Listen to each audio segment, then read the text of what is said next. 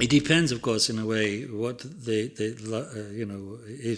the loved one a Buddhist, or are they somewhat religious, or not religious at all? And one will tailor one's response. I mean, of course, the thing to do is, first of all, one should think, I will do whatever I can. But one should also be modest in one's capacities.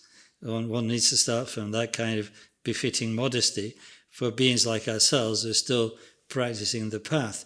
We may have stumbled upon the best of all spiritual and philosophical paths, but emotionally, in terms of emotional, spiritual maturity and profound wisdom, we're mere beginners.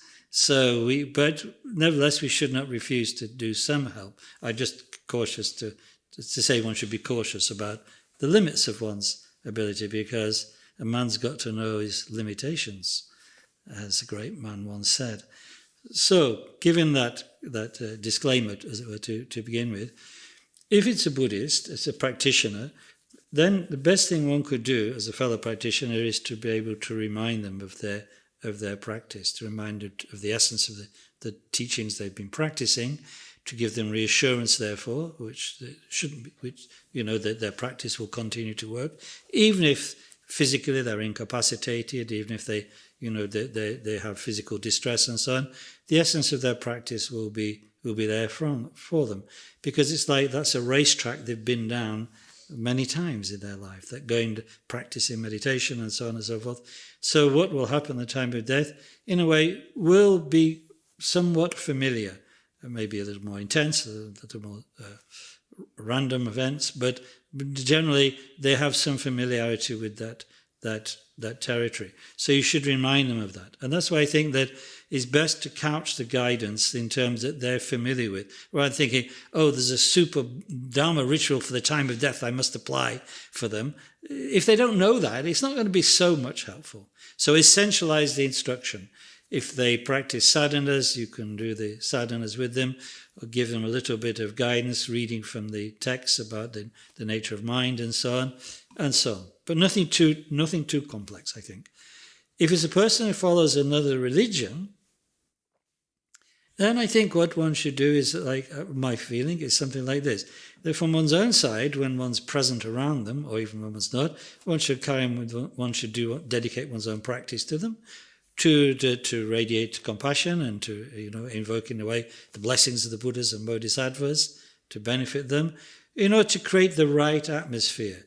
But for them, because they are Catholic or whatever they are, or Jewish, you not try to teach them Catholic or Jewish doctrine, because there'd be a kind of bogusness about you doing that, but not to conflict in any way with it, to support them, because it may not go, we could put that this way, we may not think it goes the whole way to the nature of reality, but it's been a vehicle for them, which has led them to experience some kindness and some peace, and so it should be there as a support when they're passing away.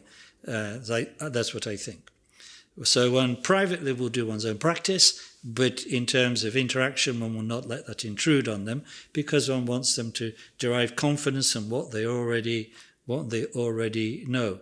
And if one could obviously say, if one is with them as they're passing away, then one could easily give reassurance which is consistent with Dharma, but would not be misinterpreted on them. Like to say, you're going home, you're approaching the light, these kind of things. They're valid, but they're not going to be incomprehensible to them.